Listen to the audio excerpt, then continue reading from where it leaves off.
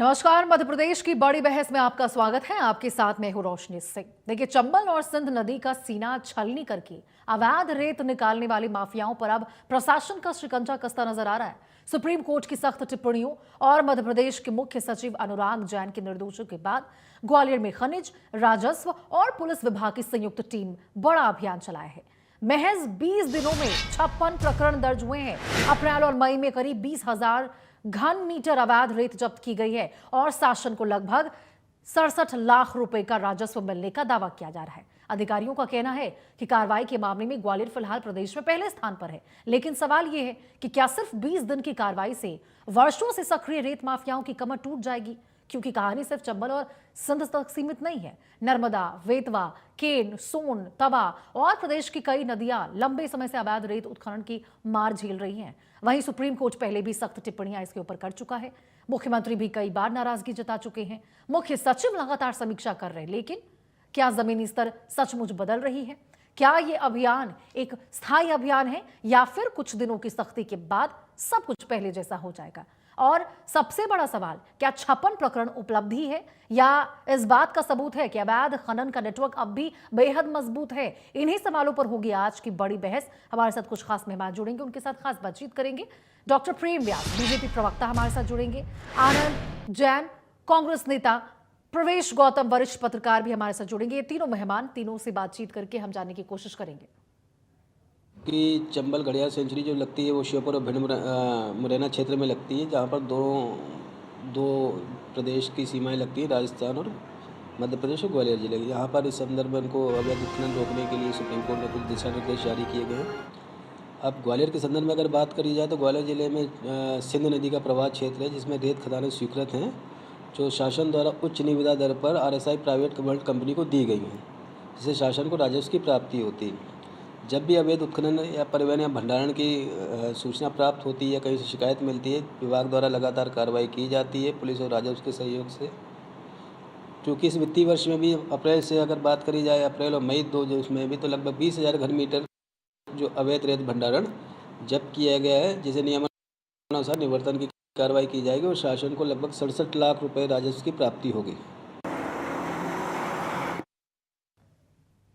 तो देखिए, यहाँ पे लगातार अवैध खनन का जो दौर है वो जारी है। रेत माफियाओं की उल्टी गिनती यहाँ पे शुरू हो गई है। अब आपको बताते हैं सुप्रीम कोर्ट की सख्ती क्या है। मुख्य सचिव अनुराग जैन ने मोर्चा संभाला है। रेत माफियाओं पर बड़ा दबाव बढ़ता हुआ नजर आ रहा है। साफ तौर पर मुख्य सचिव ने संयुक्त टीम को कार्रवाई के निर्देश दिए हैं कि इसको बिल्कुल भी जीरो टॉलरेंस की नीति अपनाते हुए बख्शा नहीं जाएगा।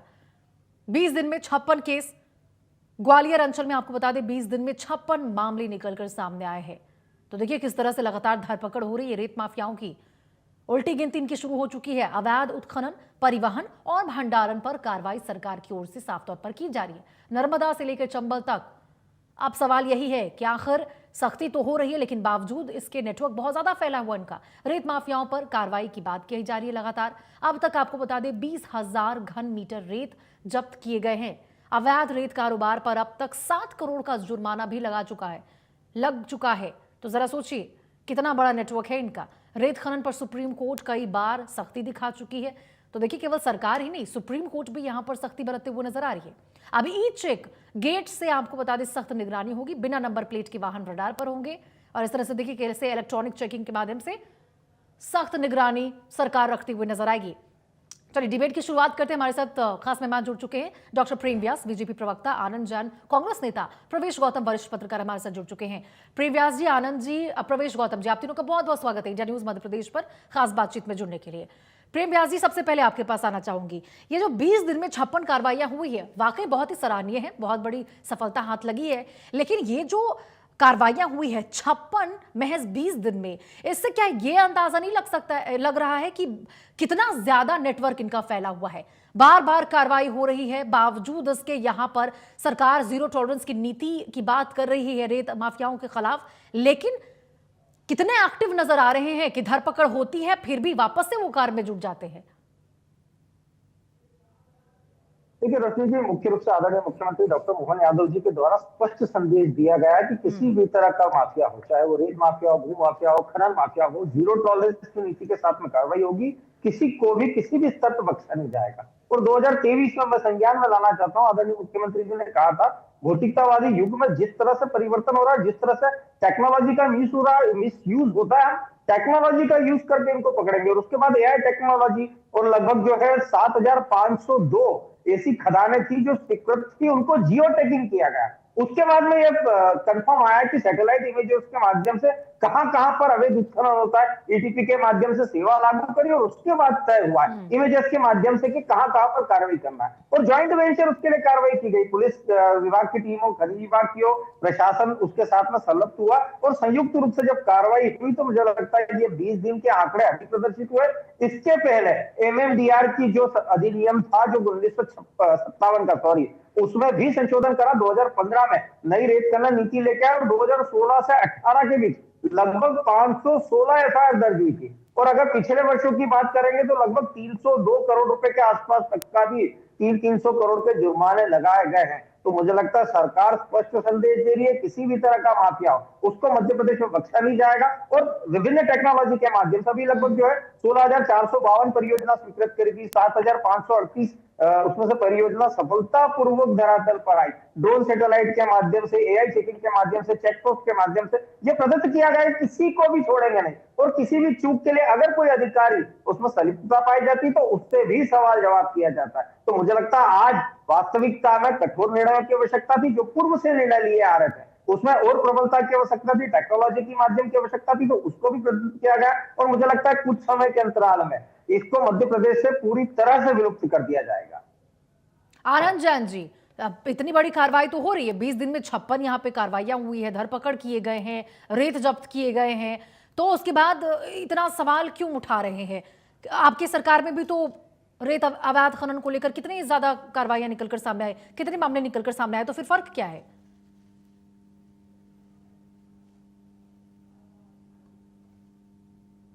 आनंद जी, आपकी आवाज हम तक नहीं पहुंच पा रही, आप खुद को अनम्यूट कर लीजिए।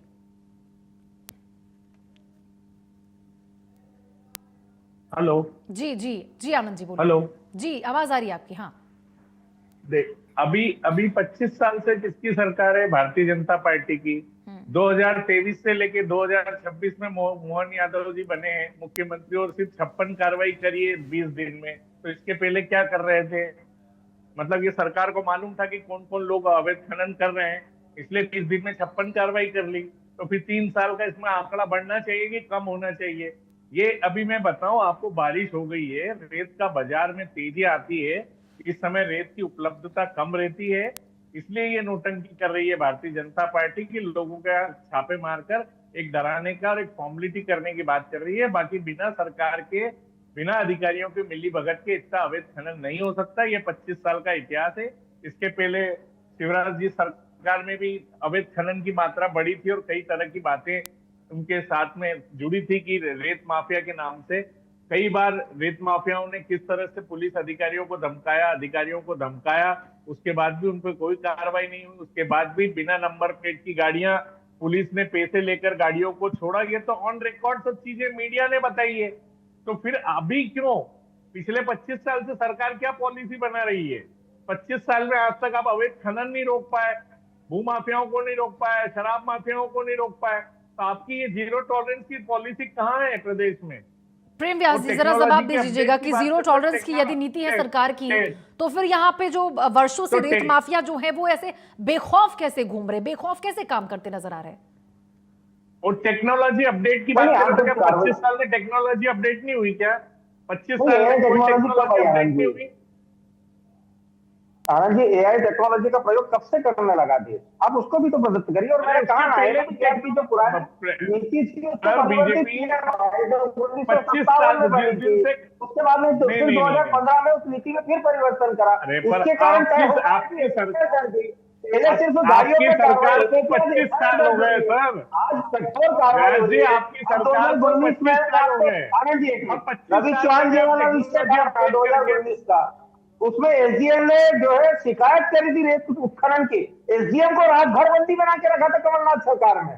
उस एसडीएम का मैं नाम भी बता रहा हूं। भाई, आज कार्रवाई अगर प्रदत्त होती है सैटेलाइट के माध्यम से, कोई भी देख सकता है। इसीलिए मैंने कहा जियो टैगिंग के माध्यम से 7,502 खदानें जो स्वीकृत है, आज उसका सीमांकन भी किया गया है और निश्चित रूप से प्रदत्त होता है। मैंने कहा है भौतिकतावादी युग में नए नए तरीके लोग इजाद करते, सरकार का यह दायित्व बनता है उन तरीकों के खिलाफ कार्य करे। और आप कह रहे हैं एक साल में 24-25 में लगभग 1200 वाहन जब्त हुए, 180 करोड़ रुपए का जुर्माना, और दिसंबर 2023 में चंदेरी, उमरिया, सीहोर, आप बताइए उस समय सीहोर में सबसे बड़ी कार्रवाई 100 करोड़ रुपए कलेक्टर साहब ने करी थी। तो आदरणीय मुख्यमंत्री जी जब से आए और उसके पूर्व से आदरणीय शिवराज सिंह जी चौहान के समय 516 एफआईआर जब दर्ज हो पाई, जब रेत उत्खनन नीति में परिवर्तन किया गया। तो आज ये प्रदर्शन अपराधी जो 2021 में जिन्होंने आज हमला करा था, आज भी वो छूट नहीं पाए।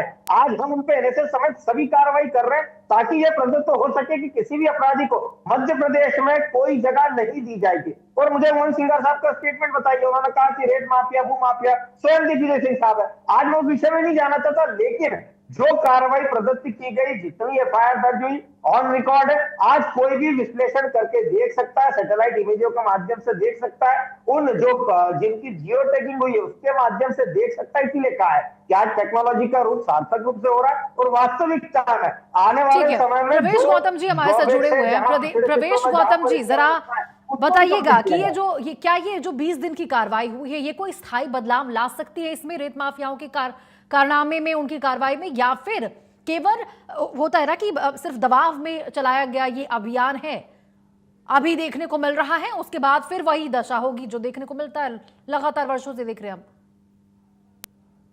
देखिए, दो बातें प्रमुख हैं। हाँ। पहली बात तो भारतीय जनता पार्टी के कैबिनेट मंत्री ने इन्हें पेट माफिया कहा है, रेत नहीं। तो जब इनके मंत्री कह रहे हैं कि पेट माफिया है, रेत माफिया नहीं है, तो आप समझ सकती हैं। दूसरा, एक बात बिल्कुल सत्य है, चूंकि मामला सुप्रीम कोर्ट के विचाराधीन है, रिपोर्ट प्रस्तुत करनी है, आपने कितनी कार्रवाई की, तो उसको दिखावे के लिए ये कार्रवाइयां की गई हैं। लेकिन जो 56 एफआईआर की गई हैं, मैंने प्रयास किया अपने स्तर पर जानने के लिए कि आखिर कितनी गाड़ियां पकड़ी गई हैं। होता क्या है, देखिए, जब मैं इसको ग्राउंड पे मैंने देखा, अकेले ग्वालियर की बात नहीं है, नर्मदा में भी, नर्मदापुरम में भी, सीहोर में भी, और भी कई अन्य जगहों में इस तरह रेत माफिया बिल्कुल खुलेआम रेत निकाल रहे हैं नदियों से और अवैधानिक रूप से बेच रहे हैं। सरकार कहती है हम कार्रवाई करते हैं, लेकिन ये कार्रवाई पूरी तरह से दिखावा है। 56 एफआईआर में कितनी ट्रॉली पकड़ी या कितने ट्रॉले पकड़े या कितने बड़े लोगों पे किया गया, ये महत्वपूर्ण बात है। अमूमन होता क्या है, अक्सर हम कई मूवीज में देखते हैं कि पुलिस वाले जाते हैं, अपने परिचित किसी क्रिमिनल को पकड़ते हैं, बोले चल यार कुछ दिन जेल में रह के आ जाना, हमारा खाना पूर्ति हो जाएगी, फिर जमानत कर देंगे। लगभग उसी तर्ज पर खनिज विभाग और पुलिस विभाग यहाँ पे भी काम करता हुआ नजर आ रहा है। ग्वालियर में मेरे सूत्रों से जब मैंने इस बारे में और बात करने की कोशिश की, तो एक चीज जो सामने निकल के आई है, तो वो ये कि ये बात करते हैं टेक्नोलॉजी की। टेक्नोलॉजी से यदि देखा जाए तो मैं तो सिर्फ ये अभी भी मैं कह रहा हूँ शासन को कि आप हाईवे का सीसीटीवी फुटेज रख दें और अपनी कार्रवाई बता दें और टीपी की संख्या देख लें। होता क्या है, एक टीपी पे 4-4, 3-3 ट्रॉले या ट्रक बेधड़क चलते हैं और शहर में जाके गिरा देते हैं। आप शहर की गलियों में जाएंगे, चाहे ग्वालियर हो चाहे कहीं भी, आपको कई जगह रेत पड़ी हुई दिख जाएगी। ये रेत अधिकारियों को नहीं दिखती क्या? हालांकि कुछ जगह कार्रवाई होती है दिखावे के नाम पे और कुछ जुर्माने कर दिए जाते हैं और पीठ थपथपा ली जाती है। लेकिन प्रेम जी जरा बता सरकार दीजिए की इस चीज को ज्यादातर लेकर कि कार्रवाई, यदि आप कार्रवाई कर रहे हैं, वाकई यहाँ पर जब्त की जा रही संपत्तियां, रेत माफियाओं के खिलाफ बड़ी कार्रवाई हो रही है, तो फिर ये मामले कैसे निकलकर सामने आता है? यानी कि यही है ना कि कुछ दिन के लिए उनको भी पता है कि क्या होगा, ज्यादा से ज्यादा साल भर के लिए या फिर कुछ दिनों के लिए जेल में हमें बंद कर देंगे, ठूस देंगे, और उसके बाद कार्रवाई के नाम पर ये चीजें हो जाएंगी, फिर क्या, फिर तो बाहर निकलना ही है। और इसीलिए तो फिर मामले ऐसे निकलकर सामने आते हैं, क्योंकि पता है कार्रवाई तो बहुत बड़ी होनी नहीं है। वरना यदि कार्रवाई वाकई बहुत ठोस होगी तो क्या जरूरत कोई भी बदमाश, कोई भी अपराध करने वाला यहाँ पे व्यक्ति दोबारा करने के बारे में 10 बार सोचेगा? जहां पर निगरानी ज्यादा होगी वहां पर कार्रवाई भी ज्यादा होगी। आज ग्वालियर जैसे क्षेत्र में निगरानी प्रणालियों पर बढ़ाया तो कार्रवाई हुई है और ये प्रदर्शित करता है। आप अगर पूरा रिकॉर्ड उठा के देखोगे 2015 से, तो इसीलिए मैंने कहा कि कार्रवाई लंबे स्तर पे की गई। और अगर कहा जाएगा तो लगभग 1200 वाहन जब्त किए गए और आज वो ऑन रिकॉर्ड है। आदरणीय विश्लेषक जो भी बात कह रहे हैं निश्चित रूप से वो स्वीकार्य होगी, क्योंकि कहीं ना कहीं अगर कोई कमी है तो उसको भी दूर किया जाएगा। लेकिन वास्तविकता में अगर धरातल पर इतनी एफआईआर दर्ज होना, जुर्माने लगाना, और उसके बाद मैंने पूरा बताया आपको कि 2015 से लेकर कितनी एफआईआर दर्ज हुई, 2023 में कितनी एफआईआर हुई, कहां भाई, और सिर्फ सत्तारूढ़ गया, जो सत्ता में नहीं है उनके खिलाफ नहीं। आप जब एसपी पर हमला हुआ था, वो व्यक्ति आज भी जेल में है, दीवानी एमएलए के रिश्तेदार आज भी जेल में। उसके बाद सरवई मंडल बीजेपी प्रभारी थे, उन पर कार्रवाई हुई। अगर भारतीय जनता पार्टी से जुड़ा भी कोई व्यक्ति आता तब भी उस पर जीरो टॉलरेंस के तहत कार्रवाई होगी। छतरपुर में कार्रवाई हुई, उसके बाद मुरैना में जिन्होंने पुलिस पर हमला करा था, पूर्व में तो सिर्फ वाहनों पर कार्रवाई होती थी, 302 की कार्रवाई करके जेल में पहुंचाया। तो मुझे लगता है आज कार्रवाई का दायरा जब बढ़ेगा तो निश्चित रूप से ऐसे प्रकरणों पर पाबंदी लगेगी। देखिए, प्रवेश जी ने तो ये भी कहा है कि अभी जो ये 56 मामले निकलकर सामने आए हैं, उन 56 मामलों में कई होंगे जो पुलिस के करीबी होंगे कि भाई आ जाओ, कुछ दिनों के लिए दिखा देते हैं और उसके बाद फिर तो तुमको बाहर निकलना ही है। तो जरा ये भी बता दीजिए प्रेम व्यास जी कि ये जो 56 मामले हैं उसमें से कितने बड़े रेत माफिया हैं जिनकी गिरफ्तारी हो गई और कितनों की संपत्तियां जब्त हो गई है, ये भी विस्तार से रख दीजिए ताकि सब कुछ सामने आ जाए। नहीं, अभी कुल मिला के 180 करोड़ रुपए का जुर्माना जो पूर्व में लगाया था, उसमें लगभग 15 लोगों पर अभी एक्शन हो चुका है। बाकी लोगों के लिए पुलिस निगरानी प्रणाली और पुलिस सतत उनके लिए वारंट और इश्यूज लेके जा रही है। तो मुझे लगता है कि आज वे लोग, अगर अपराधी भाग रहा है, इसका मतलब पुलिस का कोप है। अगर अपराधी भाग रहा है तो मुझे लगता है कि पुलिस अपना कार्य कर रही है और संवेदनशीलता के साथ में कार्य कर रही है। और खनिज विभाग के साथ में ज्वाइंट हमने ऑपरेशन चला है। आज अगर पुलिस